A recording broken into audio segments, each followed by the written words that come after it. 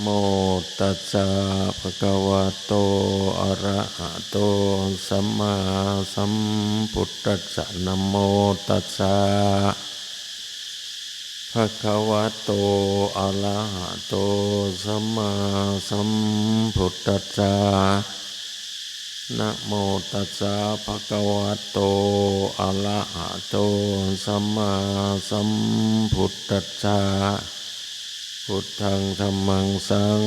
ฆังนะมัสสามิอิโตปะลังสักกัจจังธัมโมโสตโพธิติ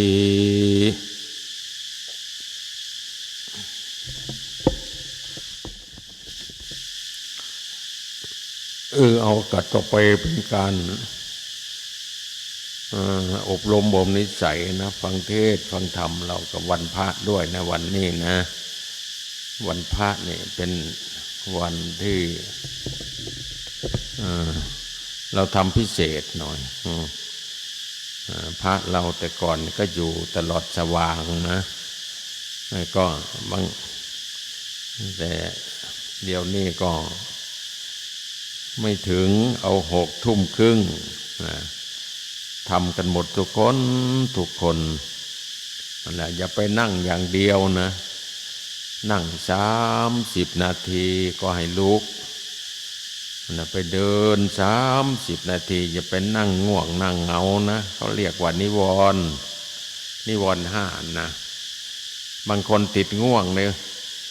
นั่งเอานานๆมาจันว่านั่งหลับนั่นล่ะแต่ว่า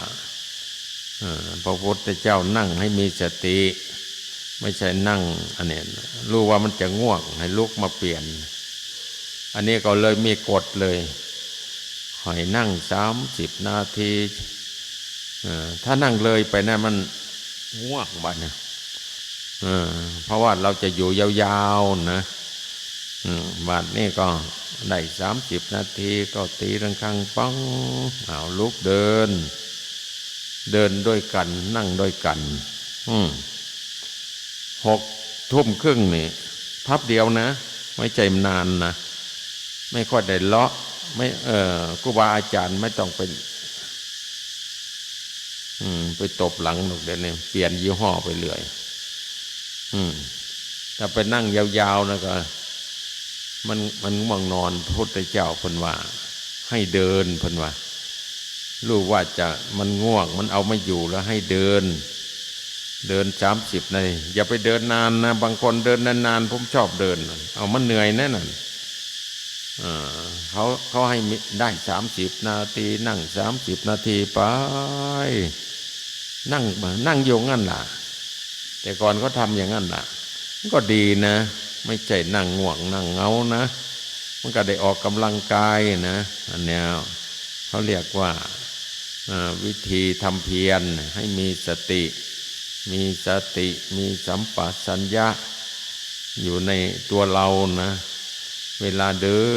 นอย่างนี้ก็เอาสติมาอยู่อาการเดินนะอันเนี้ยยาวสติไปอย่างอื่นนะเอาสติมาอยู่อาการเดินเราดูภาพเดินของเราซ้ายอย่างกับพุทโธขวาอย่างกับพุทโธทำเล่นๆไปอย่างนั้นน่ะชอบก็ทำไม่ชอบก็ทำมันจะสงบหรือไม่สงบอย่าไปปรารถนานะมันเป็นเองมันนะเวลามันจะสงบมันไม่บอกเลยถ้าอยากสงบมันไม่สงบมันมีความอยากนำหน้ามันจะไม่ได้นะตัณหานะตัณหาเวลาทำเพียรเนี่ยเราทำเหตุให้มันดีที่สุดเอาสติมาเนาะอยู่ที่ใบหน้าปลายจมูกหายใจเข้าพุทหายใจออกโธพุทโธพุทโธเล่นไปไม่ใช่ไปจ้องนะไม่ใช่ว่ากดดันอะไรหรอกทำเล่นๆแล้วก็ดูอาการนั่งของเราเนี่ยนะพุทหายใจเข้าลมหายใจเนี่ยมันดีอยู่อย่างหนึ่งมันอยู่กับเรานะเราหายใจเข้าก็รู้หายใจออกก็รู้ทำเล่นไปมีผู้สังเกตตัวสังเกตคือตัวผู้รู้ลมออกลมเข้าก็ รู้ลมออกก็รู้ลมสั้นลมยาวก็รู้ลมละเอียดก็รู้นั่นเนี่ยไปมันจะเป็นสมาธิเบาๆไปเรื่อยบางคนไปตั้งความอยากขึ้นมากูอยากให้มันสงบอย่างนั้นนี่มันไม่เป็นนะมันไม่ค่อยสงบเพราะว่ามันเป็นกิเลสมันกดดันกดดันมันมีความกดดันเจ้าของกดดันมันยิ่งไปหนักได้กิจนี่มันยิ่งคิดมากอยากคิดก็คิดไปเวลามันคิดไประลึกได้โอ้มันคิดตัวนี่ว่าท่านว่าเกาสติมาอยู่ที่ลมหายใจอีกนะพุทโธต่อพุทโธพุทโธไปเวลามันหลงคิดไปเอากลับมาอีกมาอยู่พุทโธมาอยู่ที่ลมหายใจเข้าออกเวลาเดินก็เหมือนกันนะเวลามันเดินมันคิดไปโน่นไปนี่โอ้เพราะว่ามีสติระลึกได้สัมปชัญญะคือความรู้ตัวให้มีสติมันรู้ตัวให้มาอยู่อาการเดินบ้างเอาสติมาจับอยู่ที่เท้าก็ได้อาการเดินพุทโธสำเลืองดูอาการเดินให้มีคำบริกรรมจักหน่อยหนึ่งคำบริกรรมกับหมายความว่ามันทำให้เรานี่มีสติเพิ่มขึ้นบางคนเขาก็มีคำบริกรรม5 อย่างก็พุทโธต่อไปมันก็คำบริกรรมก็ไม่มีบัดนี้ถ้ามันติดแล้วมันเห็นแต่อาการเฉยๆแต่ว่าครูบาแต่ว่าอยากให้มันมีสติหนักแน่นเขาก็บริกรรมภาวนาซะก่อนนะบริกรรมต่อมาก็มันจะเกิดอุคนิมิตบัดนี้นิมิตเป็นภาพดูอยู่งั้นนะนั่นแหละวิธีทำนะมันก็ไม่มากไม่น้อยอะไรหรอกเราก็ทำไปนั่นแหละพอเดินไปได้30 นาทีแล้วเนาะวันนี้ไปนั่งบัดมันยังไม่เหนื่อยหรอก30 นาทีอย่าไปเดินไวนะมันเหนื่อยเดินพอดีนะเดินงามๆอย่าไปถึงเดินไวๆเนี่ยมันเหนื่อยก็มานั่งทำเพียรติดต่อเป็นอย่างนั้นนะคืนเดียวนี่ก็โอ้ยนะจิตเราเปลี่ยนไปมากมายนะก็ไปนั่งเนี่ยพิจารณาดูอาการพระพุทธเจ้าว่าเมื่อเดินเธอก็มีสติอยู่อาการเดินนอกจากออกมาเดินนะเมื่อเดินก็รู้ว่าเดินเมื่อเธอเดินถอยหน้าหรือว่าเดินหรือเธอยืนหรือเธอทำอาการอะไรก็มาอยู่นั่นนะไม่ใช่ว่าสอนลึกนะสอนปกติธรรมดามนุษย์เนี่ยถ้าเราไม่มีสติอยู่กับเราออกไปข้างนอกมันไปปรุงไปแต่งนะปรุงแต่งว่าอันนั้นเป็นอันนั้นอันนั้นเป็นอันนั้นเขาว่ามันเป็นสังขารอันเนี้ยมันเป็นนิวรณ์เป็นสังขารเหมือนกับท่านว่าอันนิวรณ์5นะนิวรณ์5เนี่ยบางทีมันไปปรุงเป็นกามเขาว่ากามฉันทะถินมิทะอย่างหนึ่งมันก็เป็นถินมิทะมันสิง่วงเหงาหานอนถ้านั่งถ้าเราไม่มีสติเราก็เอามาอยู่กับที่ลมหายใจบางทีเราเดินมันปรุงออกไปทางนอกกันแล้วเป็นกามฉันทะพยาบาทบางทีมันก็ไปปรุงเป็นกามอยู่ข้างนอกคนนะคิดถึงนั่นคิดถึงนี่คิดถึงบ้านคิดถึงเรือนคิดถึงโน่นถึงนี่อันแล้วเขาบอกมันเป็นกามแล้วบัดนี้ปรุงไปแล้วให้มีตัวผู้รู้บัดนี้เอาสติมาอยู่กับเราไม่ต้องไปละไปถอนอะไรหรอกเราตัดเหตุมันเลยเอามาอยู่ในปัจจุบันหายใจเข้าพุทหายใจออกมันหายเลยนะนั่นถ้าเดินอยู่รู้ว่ามันคิดอย่างนั้นเอากลับมาอยู่อาการเดินกิเลสพวกนั้นหายเลยล่ะ ใครทำก็เห็นเองนะเห็นกันหมดทุกคนนะพุทธเจ้าจึงสอนนะโอ้แต่ก่อนเราจะแต่ก่อนผมก็คิดเนี่ยจะให้ความโกรธหายอะไรหายว่าความโกรธนี่มันไม่ดีกูอยากละมันว่าท่านว่าทำยังไงถึงจะละได้มันก็ละไม่ได้นะก็มีความปรุงแต่งมีความอยากไปอีกเอาไปเอามาเนี่ยกูไม่ต้องกดดันมันแล้วกูจะเอามาอยู่อาการเดินเฉยๆโอ้รู้เลยนะรู้เลยว่าทำอย่างนี้เท่านั้นละความโลภมันเกิดขึ้นกับรู้เท่าทันความโกรธเกิดขึ้นก็เท่าทันความหลงอะไรนะแต่ถึงว่าสติปัฏฐานสี่นั่นนะมันเป็นของจริงเนี่ยไปทำถึงรู้โอ้จึงอัศจรรย์คำสอนพุทธเจ้าท่านพูดไว้สติปัฏฐานสี่เนี่ยสุดยอดเลยแต่ก่อนไม่ค่อยเชื่อมัวแต่เดินเพลินไปอยากได้นั่นอยากได้นี่อยากให้มันสงบอย่างนั้นอย่างนี้บางทีมันก็เป็นกามไปเอาก็มีเท่านี้นะต่อมาบางทีมันพยาบาทในมันนะแล้วมันโกรธคนนั่นมันโกรธคนนี้มันไม่พอใจนะมันเป็นพยาบาทพอระลึกได้ว่าอันนี้มันคิดผิดแล้วนะแล้วก็อย่าปล่อยมันไว้ธรรมดานะเอาสติมาอยู่อาการเดินย่ำไม่มีอะไรบริกรรมให้ได้นะไม่อยู่คำบริกรรมพุทโธพุทโธพุทโธอยู่ในพุทโธพุทโธสติมันจะมาอยู่กับเราบัดเนี่ยจะดูอาการเดินไปมันกำหนดไม่ได้ให้กำหนดคำบริกรรมไว้ก่อนพุทธเจ้าบอกว่าบริกรรมภาวนาเหมือนกับเราสวดเหมือนแล้วก็สวดมนต์ธรรมวัดก็เป็นการบริหารสติให้มาอยู่กับคำสวดหรือคำบริกรรมเหมือนกันนะมันได้บุญนะคือให้มันมีอยู่ในปัจจุบันนี่วิธีทำมาไปบางทีมันก็เกิดพยาบาทไม่พอใจอันนั่นไม่พอใจอันนี้ตัวหนึ่งมันพอใจตัวหนึ่งมันไม่พอใจวะอ้าวไปงั้นนะมันเนี่ยบ้านในตัวที่จำมันว่าถีนมิทะบัดเนี่ยง่วงเหงาเหานอนนี่สำคัญนั่นนี่เป็นลักษณะโมหะเพิ่นว่ากามเรื่องกามเรื่องอันนี้มันพอรู้อะไรอยู่ไอ้เหงานอนนี่ไม่รู้เรื่องเลยนะเหงานอนมันไม่สร้างสติบางคนนั่งเป็นคนหลง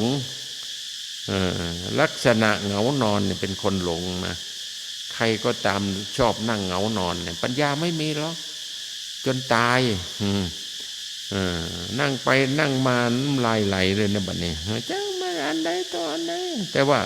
ใครไปพูดอะไรไม่ได้นะโกรธไว้นะพวกนี้พวกนั่งหลับเนี่ยมันมีอัตตาตัวตนสูงบางทีนั่งหลับมีคนเดินไปเดินมาเสียงมันกระทบขึ้นมาหรือไปโกรธเสียงจากจันนนกูบ่สงบบ่ทันว่าโอ้ยเพราะว่ามันหลับไม่ลงนะเสียงมันดังแต่อย่างนั้นก็มีนะไปถินมิทะนี่ต้องให้เดินมากๆเอาเดินนั่งนี่นะนี่มันจิตตัดถินมิทะพอกำลังจะเงือบงับในเวลาเดินเดียวไปเดินสติมันก็มามากอีกนะเอาวิธีทำในวันพระของเราวันไม่พักก็ทำอย่างนี้ละโอ้ยมีความสุขทะเลมีความสงบอยู่ในตัวมันเป็นสมาธิทั้งวันทั้งคืนนะเพราะว่ามันมีสติอยู่ถินมิทะไม่ได้ง่วงหรอกเพราะว่านั่งไม่นาน30 นาทีเกือบง่วงลุกขึ้นไปเดินมันกำลังจะเหนื่อยไปนั่งแต่ถ้าใครทำอย่างนี้เขาเรียกว่ามีความเพียรติดต่อเขาว่ามีความเพียรเครื่องเผากิเลสมีสัมปชัญญะมีสติถอนความพอใจและความไม่พอใจออกจากกิเลสตัณหาให้ได้นะทำไปบอกว่าถินมิทะอุทธัจจะกุกุจจะแล้วก็บางคนก็ฟุ้งซ่านนะมีความฟุ้งซ่านมันคิดไปมัน จิตไม่ได้อยู่กับเนื้อกับตัววิจิกิจฉาลังเลนะวิจิกิจฉาลังเลไม่ตกลงได้ก็มีนะทำไปแล้วกับแมนบ่จมฮัตแตกยังพุทโธผวามันไปว่าตัวนั้นก็มีนะไม่อยากทำมันเดินนะขันว่าเดินไปนั่งจะไม่ดีวะมันว่ามันสงสัยไปอย่างนั้นนะทีนี้เขาจึงมีสัจจะให้นั่งเขาก็ให้นั่งมันกำลังนั่งสงบมันอยากนั่งต่อไปอีกก็อย่าไปนั่ง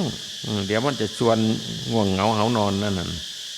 เพราะว่าเราอยู่หลายชั่วโมงนี่นะไม่ให้อยู่ถึงตลอดสว่าง6:30นี่ละ6:30เพราะว่าเรามาเข้าคอร์สมันจะทำจนสว่างไม่ได้นะเราก็ยังมีอีกนะแต่ว่าฝึกเป็นพิเศษนั่นทำไม่ได้อยู่ด้วยกันนอกจากคนผู้เฒ่าผู้แก่เป็นลมเป็นแรงไปก็ตามอัธยาศัยนั่นพอทำไปในจิตนี่มันฟุ้งซ่านมันก็มาอยู่ที่อาการเดินบัดเนี่ยอาการเดินอาการยืนอาการนั่งอาการนอนอาการเคลื่อนไหวไปมาไม่อยู่กับคำบริกรรมด้วยพุทโธพุทโธบางทีสมาธิมันเสื่อมมันคิดอะไรไม่ได้ท่องพุทโธเล่นมาเลยนะสมาธินี่พุทโธมันอยากสงบก็ไม่สงบก็ตามกูก็จะว่าคำบริกรรมเล่นของกูเนี่ยจิตมันกลับมาอยู่กับเรามันมีงานทำนะไม่หางานให้มันทำระวังมันหนีนะกว่าจิตเราเนี่ยมันก็ของแปลกนะมันหนีเลยนะมันหนีไปปรุงไปแต่งอยู่ข้างนอกคนอันนี้สำคัญนะสำคัญทำไปเดินบ้างที่นี่บางคนมันกับ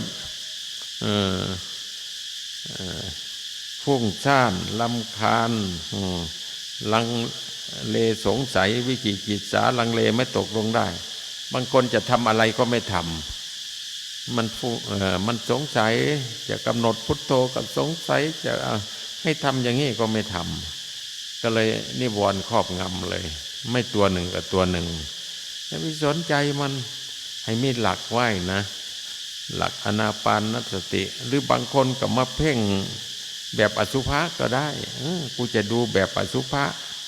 กูก็ดูว่าร่างกายสังขารมีแต่ของบูดมีแต่ของเน่ามีตั้งแต่ความเสื่อมความสลายอย่างนี้ก็มี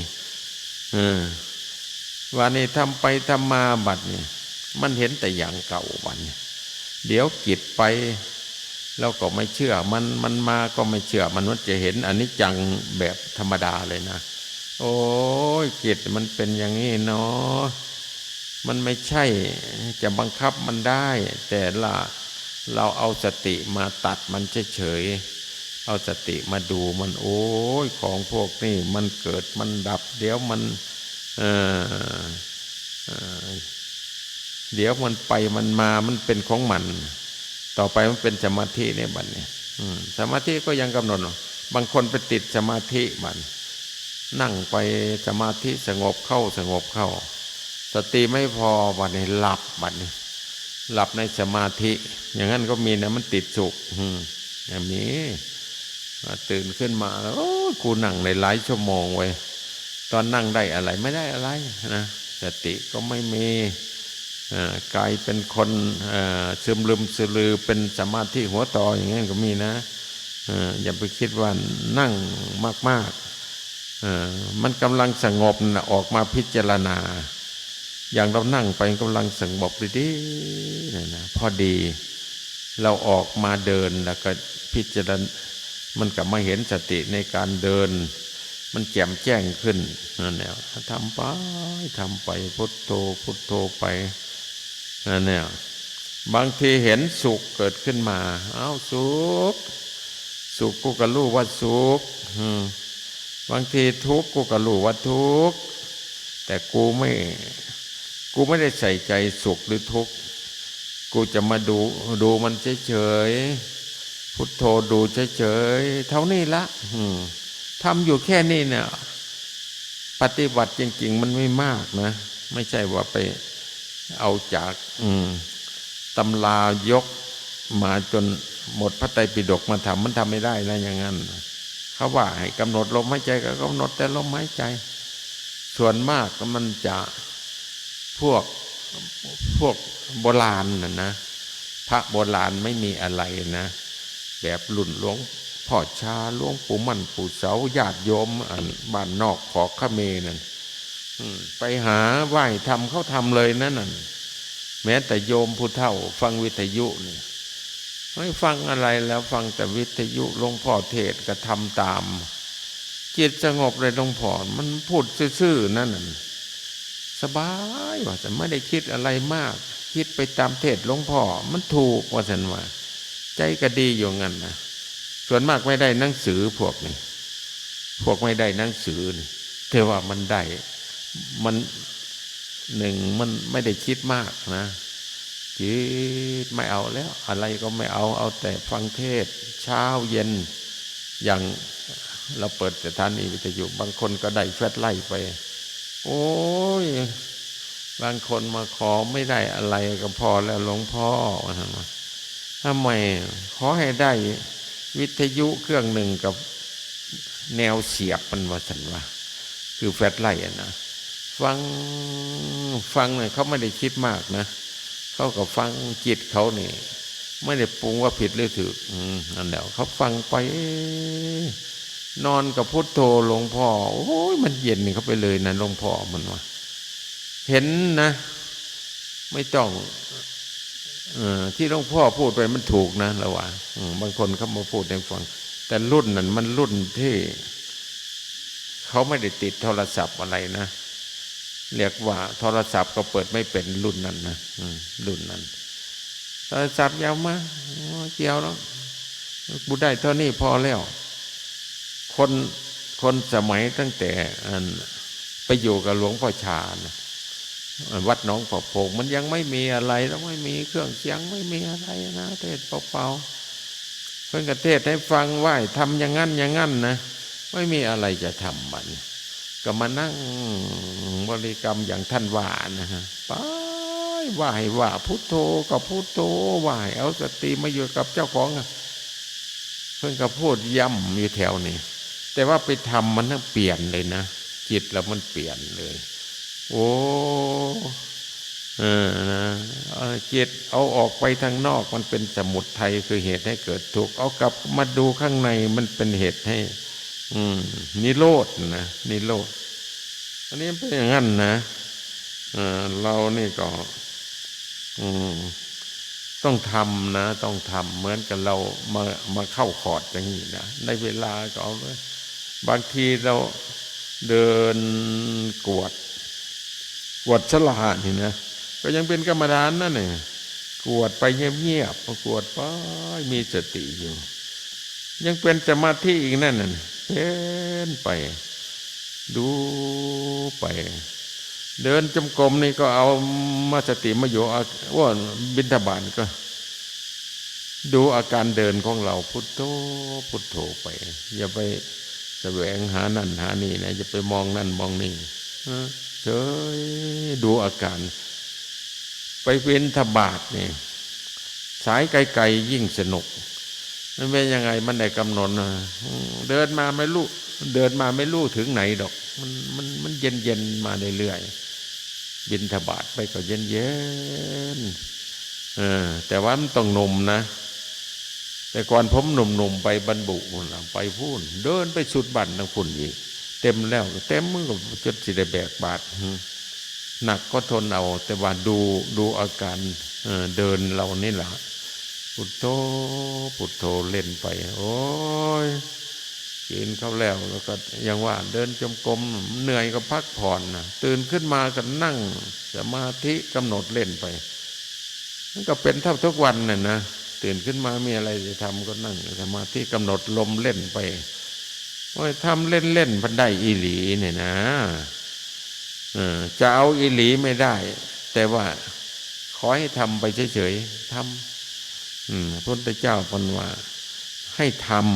ำชอบก็ทำไม่ชอบก็ทำเราทำไปแล้วมันจะ เห็นเองมาโอปนายิโกให้น้อมเข้ามาใส่ตัวปัจจตังเวคิตโพวินยูเหติผู้รู้จะรู้ได้โดยตนเองว่างั้นนะป้าอย่างนะ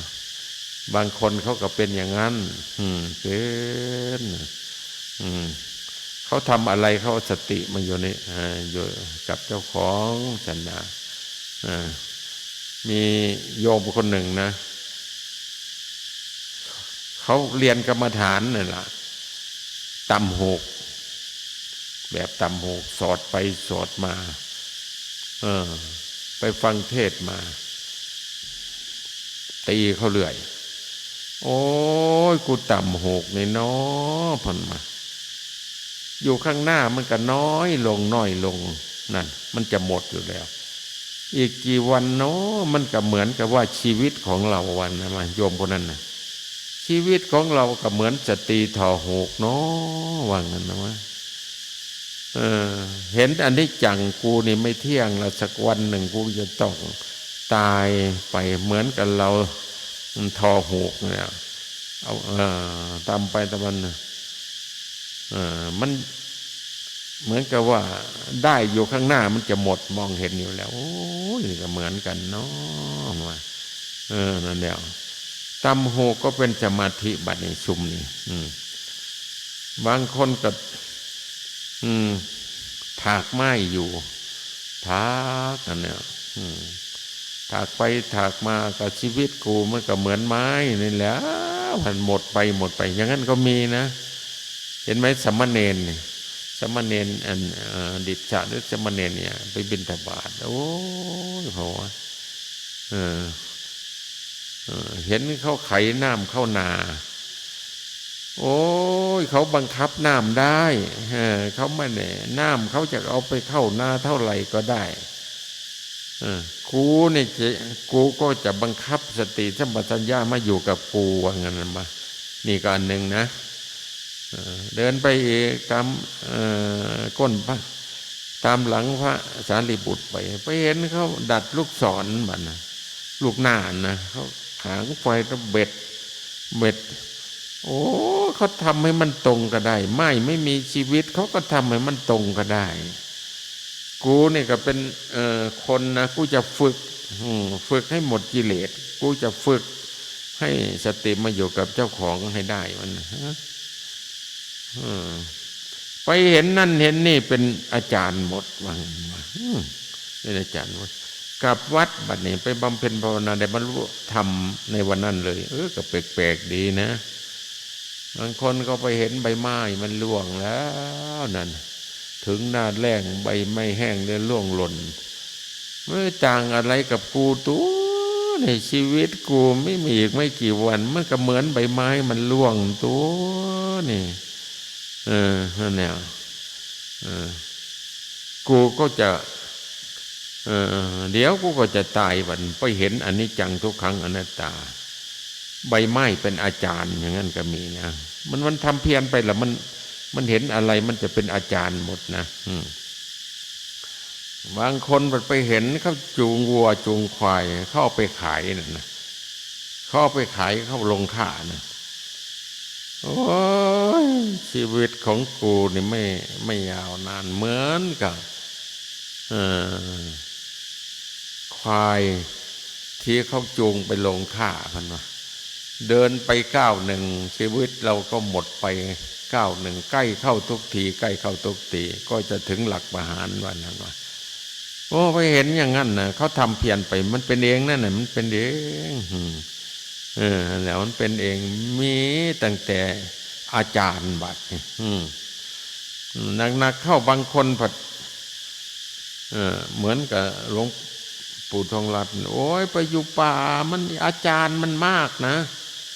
มีแต่คนมาเทศให้ฟังว่าหลวงพ่อจ๋าอาจารย์อีหยังจะมาสิหลายแต่เพิ่นหอมาบ่ว่าท่านว่า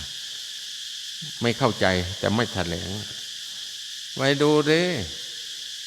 ไปนอนป่านั่นล่ะใบไม้เนี่ยเดี๋ยวอาจารย์มาท่านว่าแม่นบ่อาจารย์ยังจะมา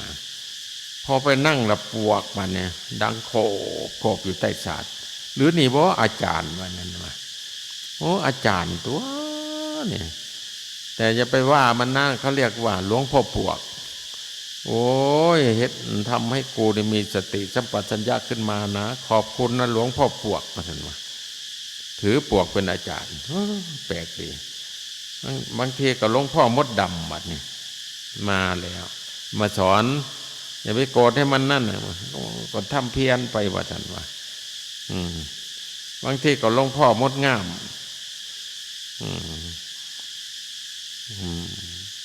มาสอนแล้วมากัดนั่นกัดนี่คานเข้าไปในสะบงพันว่าหนักเลยนะพันว่ากัดไปทั่วนะเครื่องในอยู่ที่ไหนน่ะโอ้ยแต่มดแดงนี่หนักนะมันเยี่ยวเสียด้วยเยี่ยวจะไข่ด้วยพันว่าโอ้ยมันเจ็บเลยมันแสบเลยนั่นหลวงพ่อองค์หนึ่งมันตั้งเจตอนิษฐานว่ามดแดงมาพันว่ามันจะมาสอนพันว่าเอาสอนก็สอนกูไม่ลุกหรอกกูจะให้มันจะทำยังไงมันมาเป็นฝูงเลยพันว่ามามันก็ตั้งกูจะไม่ลุกกูจะไม่ว่าอะไรมันเพื่อกระแผ่เมตตาให้มดแดงมาเนี่ยไม่กล้าเข้าไปใกล้เลยนั่นเนี่ยแต่มันมีได้หลายอย่างนะที่นี่เราก็ทำเพียรไปมันก็สอนเจ้าของอยู่ตลอดนะนี่เป็นภาคปฏิบัติเลยเดี๋ยวหลงคิดไปนั่นเอากลับมาหลงไปปรุงแต่งอันนั้นก็กลับมาอยู่อาการยืนเดินนั่งนอนเท่านั้นเองไปจะเกิดความโลภรู้เท่าทันเดี๋ยวกลับมาจะเกิดความโกรธรู้เท่าทันเอากลับมาอยู่อาการยืนเดินนั่งนอนก็จบเท่านั้นนะไม่ใช่ว่ากูจะละมึงไม่ใช่ไม่ใช่ละดูเฉยๆแล้วเอากลับมากูจะว่าละก็ได้กูไม่ได้ใส่ใจมึงกูใส่ใจพุทโธกูพี่มันก็หายเห็นไหมบางคนเขาอย่างบางคนโบราณเนี่ยเขามีปฏิบัติไว้เหมือนกับนางธนัญชนียพราหมณ์เขามีคาถาอยู่อย่างหนึ่งถ้าจะโลภเขาก็ว่าอะระหังสัมมาสัมพุทโธภควาพุทธังกัมมังเขาน้อมมาใส่ตัวเรานั่นก็หายนะตำตอบ้างล่มบ้างกลัวมันจะเสียอกเสียใจอะระหังสัมมาสัมพุทโธภควาพุทธังเอาไปมาอยู่พุทโธวันพุทโธพุทโธพุทโธพุทโธพุทโธคือผู้รู้ผู้ตื่นผู้เบิกบานกูจะไม่โลภกูจะไม่โกรธไม่หลงเนี่ยจนได้เป็นพระโสดานั่นวิธีปฏิบัติมันเป็นอย่างนั้นนะโยมก็ทำได้พระก็ทำได้มันทำแนวเดียวกันนั่นล่ะแต่พระมันมีโอกาสกว่าโยมมันไม่ได้ทำมาหากินหนักหนาอะไรไปบิณฑบาตแล้วก็มาทำเพียรเหมือนกับเราทำนี่แหละทำไปไม่ใช่ว่าจะไปทุดงหาเนี่ยไปทุดงแล้วแต่ว่าจิตมันปรุงไปเรื่อยไปดงนั่นไปดงนี่หลวงพ่อชาท่านว่าไม่ใช่ไปทุดงหรอกมันไม่มีสติอยู่กับเนื้อกับตัวมันไปทะลุดงเพิ่นว่าไปดงนี่ก็อยากไปดงหน้าไปดงหน้าก็อยากไปดงหน้าไปอีกตัณหาเพิ่นว่ากว่าจะรู้เท่าทันเนี่ยไม่ใช่ธรรมดาว่าท่านว่าที่แท้มันหลอกไปอยู่วัดดีๆว่าออกไปนั่นนะออกไปนี่นะไปเที่ยวนั่นนะไปเที่ยวนี่นะที่แท้มันหลอกไปแล้วก็มันปรุงมันแต่งมันมีความอยากอยู่ตลอดเวลาเราก็ทำนะวันพระอย่างนี้ก็ทำพิเศษเลยนะทำอย่างนี้มันเห็นเองนั่นมันเห็นในเจ้าของเลยมันเห็นโอ้กูทำอย่างนี้อันนี้กูทำอย่างนี้มันดับตัวเนี่ยถ้ากูลืมเนี่ยมันหลงตัวมันปรุงมันแต่งมันเกิดทุกข์ตัวมันเห็นเกิดเห็นดับเห็นทุกข์เกิดขึ้นตั้งอยู่ดับไปแล้วมันก็เอาเป็นตัวเป็นตนอะไรไม่ได้บังคับบัญชาอะไรไม่ได้ทำนองนั้นนะก็เห็นอนิจจังบัดเห็นไม่เที่ยงถ้าเราไปยึดมั่นมันก็เป็นทุกขังแล้วเราก็ไม่มีอำนาจวาสนาที่จะบังคับบัญชาให้มันอยู่อย่างนั้นเลยไม่ได้มีสุขจะให้มันสุขอยู่ตลอดเวลาก็ไม่ได้มีทุกข์เราก็จะให้มันทุกข์อยู่นานนั้นก็เกิดดำดับจิตเรามันก็เป็นแต่ผู้รู้ผู้ดูผู้เป็นผู้สังเกตจ้ะ เขาเรียกว่าธรรมวิจยะมีสติสังเกตอะไรเกิดอะไรดับแต่ว่าภาษาบาลีมันอยู่ในเขาเรียกธรรมวิจยะแปลว่าเป็นผู้สอดส่องเป็นผู้รู้ผู้ดูเฉยๆทำนองนั้นนะแต่ว่ามันอยู่ในที่เทศมาแล้วเขาเรียกว่าโพชฌงค์นะหนึ่งมีสติสองธรรมวิจยะสอดส่องธรรมอยู่งั้นนะเอากันทำนะเรานะเนาะมาประพฤติปฏิบัติเนี่ยมันไม่มากมันไม่น้อยหรอกแต่ว่าเรามีหลักการทำตามพระพุทธเจ้าบอกไม่ใช่ว่าความเห็นของใครนะพอไปทำตามอย่างพระพุทธเจ้าสติปัฏฐานนั่นพอทำไปแล้วมันเปลี่ยนเองผมจึงเอาสติปัฏฐานมาผมประทับใจกับสติปัฏฐานอ่านไปบางทีโยมไปฟังเขาเข้าใจเขาก็ทำตามเขาก็ว่าโอ้ยหลวงพ่อเทศสติปัฏฐานเอาไปทำนะมันโอ้ยเคยโกรธก็รู้เท่าทันคนโลภก็รู้เท่าทันมันไม่รุนแรงว่าแต่มันเฉยๆว่านั่นเขาทำได้นะพอเขาฟังไปเขาเริ่มทำเลยนะไม่ใช่ว่าเดี๋ยวบัตรนั่นก่อนบัตรนี่ก่อนไม่ใช่นะอันนั้นมันกิเลสมาหยุดไว้ก่อนแล้วแล้วก็รีบทำนะทำเล่นๆไปอย่าให้ขาดมีสติมีสัมปชัญญะเห็นกายในกายอยู่เป็นตะแกรมเห็นเวทนาในเวทนาอยู่ประจำเห็นจิตในจิตอยู่เป็นประจำถอนความพอใจและความไม่พอใจในโลกออกจะได้นะแล้วก็พูดไปอย่างนั้นนะเนาะเอาวันนี้แสดงธรรมาคงจะเห็นสมควรแก่เวลาละเอาท้ายที่สุดก็ขอให้พวกท่านทั้งหลายจงเอาไปประพฤติปฏิบัติเพื่อยกตนออกจากทุกข์เพื่อถึงสุขอันไพศาลกล่าวคือพระนิพพานในอนาคตการนั้นไกลนี้เถิด